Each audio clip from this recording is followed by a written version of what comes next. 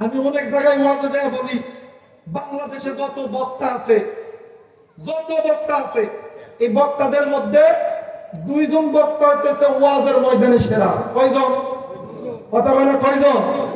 এর মধ্যে আল্লাহ তাআলা একটা রহমত দিয়েছে আমাদের উত্তরবঙ্গে। কোন বঙ্গে? উত্তরবঙ্গে। আমি অনেক জায়গায় গেছি, বক্তারা ওয়াজ শুরু করলে আধা ঘন্টা 1 ঘন্টা পরে লোক কাটতেই থাকে, উঠতেই থাকে, কাটতেই থাকে, উঠতেই থাকে। কিন্তু বাংলাদেশে দুইজন বক্তা, একজন বদরুল রশিদ মিয়া এদের সামনে আছে, আর একটা হলো আব্দুল খালেক শরীয়তপুরী। ওয়াজের ময়দানে কেউ যদি ওয়াজ জমায়, এই দুইটা ছাড়া ওয়াজ করার প্লেয়ার দেখি না।